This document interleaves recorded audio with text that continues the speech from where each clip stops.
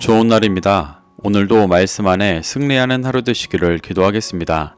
오늘 생명의 산 본문은 열왕기하 4장 8절부터 17절입니다.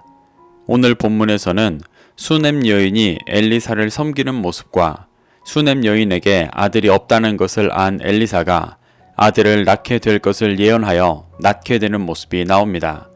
이 구절들을 통해 하나님께서 무엇을 말씀하시는지 살펴보도록 하겠습니다. 8절입니다. 하루는 엘리사가 수넴에 이르렀더니 거기에 한 귀한 여인이 그를 간곤하여 음식을 먹게 하였으므로 엘리사가 그곳을 지날 때마다 음식을 먹으러 그리로 들어갔더라.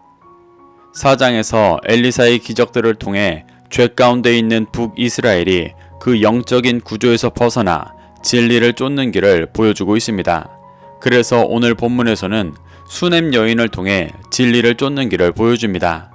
수넴은 이사갈 지파의 성읍으로 나사렛에서 남쪽으로 약 11km 지점에 위치한 북이스라엘의 지역입니다. 엘리사가 그곳에 이르렀을 때 한 귀한 여인이 엘리사를 간곤하여 음식을 먹게 하였다고 말합니다. 여기서 귀한 여인의 원어가 가돌로 큰, 위대한이라는 뜻입니다. 이 단어는 주로 말씀을 따라 살아가는 크고 위대한 용사에 대해 쓰는 표현입니다. 그래서 귀한 여인이라는 표현은 진리를 따라 위대한 신앙의 모습으로 살아가는 여인을 표현하는 것입니다. 이는 죄 가운데 있는 북이스라엘의 영적인 구조와는 대조적인 모습으로 살아가 사사시대 끝자락에 진리를 이어갈 아들을 갈망했던 사무엘의 어머니 한나의 모습과 같은 모습이었습니다. 그런 수넴 여인은 엘리사가 수넴을 지나갈 때마다 음식을 제공했습니다.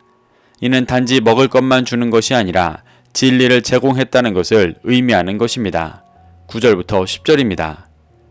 여인이 그의 남편에게 이르되 항상 우리를 지나가는 이 사람은 하나님의 거룩한 사람인 줄을 내가 아노니 청하건대 우리가 그를 위하여 작은 방을 담 위에 만들고 침상과 책상과 의자와 촛대를 두사이다. 그가 우리에게 이르면 거기에 머물리이다 하였더라.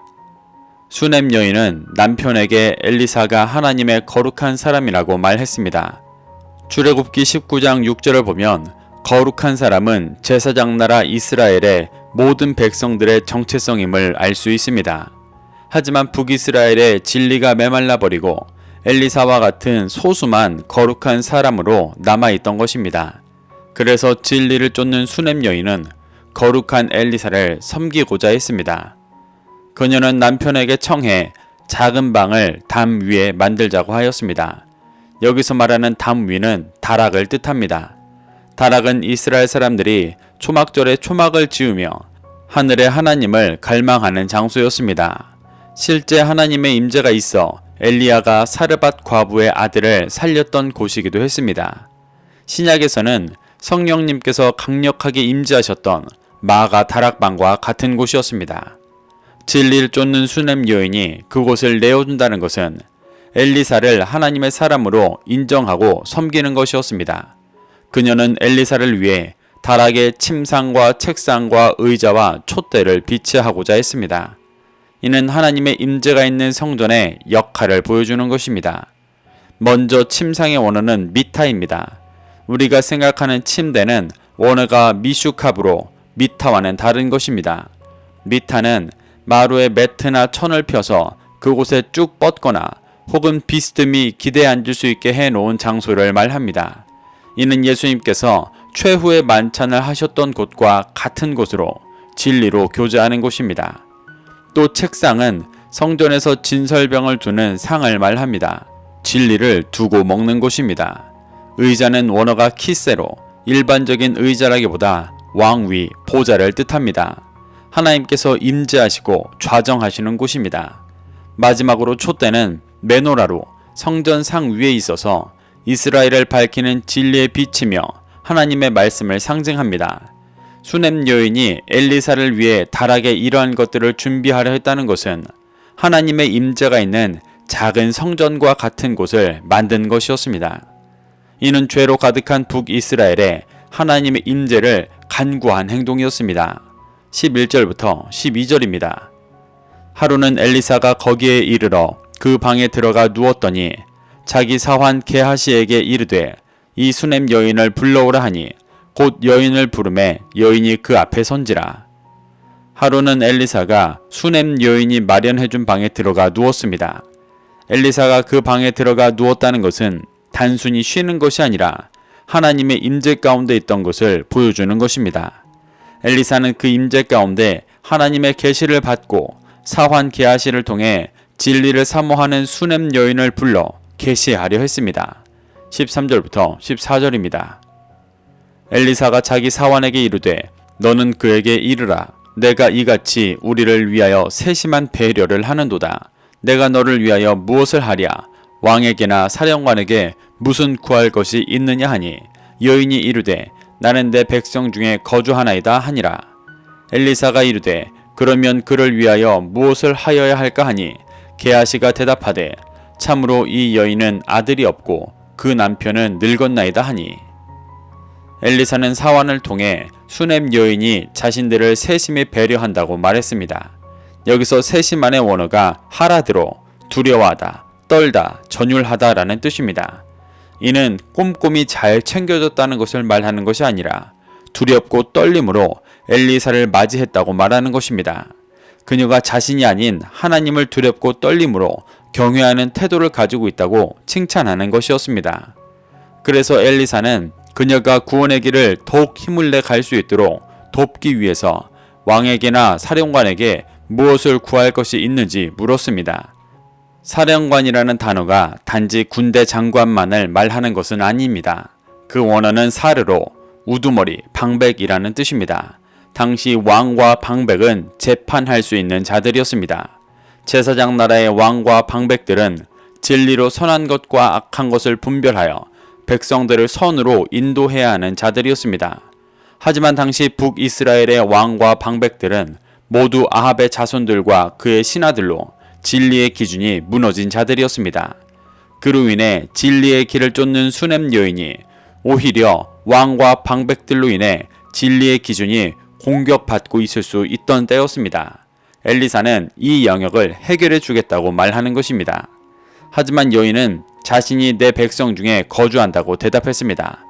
이는 자신이 왕과 방백들로 인해 진리의 기준이 흔들리지 않고 제사장 나라의 백성 중 한 사람으로서 진리 안에 잘 살아가고 있다고 대답한 것이었습니다.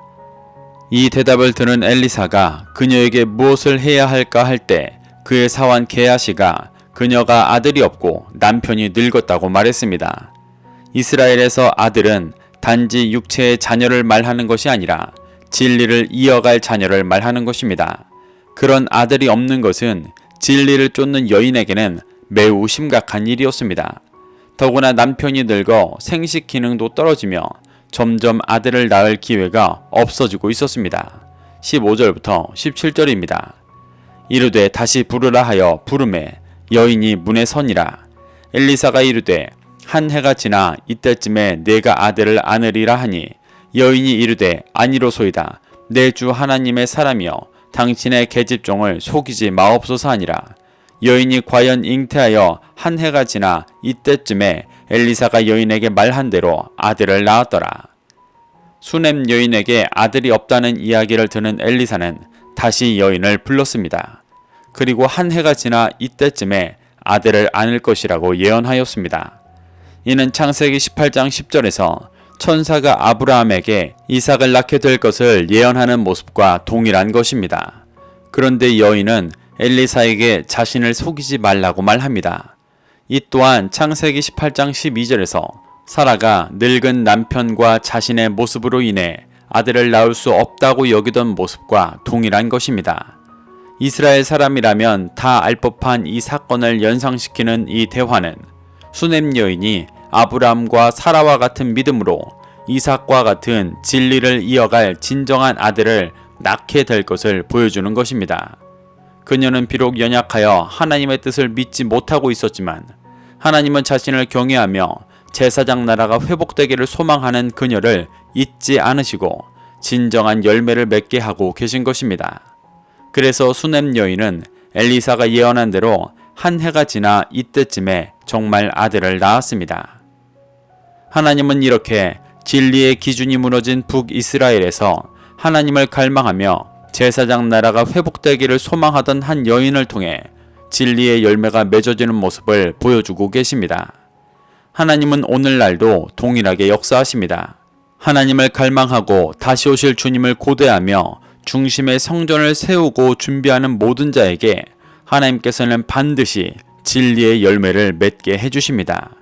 우리 모두 이를 믿고 쫓는 자가 되어 북이스라엘과 같이 진리의 기준이 무너진 세상 속에서도 믿음으로 진리의 열매를 맺어 가시기를 축복합니다. 그래서 날마다 진리로 아들을 낳는 기쁨을 누리게 되시기를 소망합니다. 오늘도 이 말씀을 심령에 새겨 승리하는 하루 되시기를 기도하겠습니다.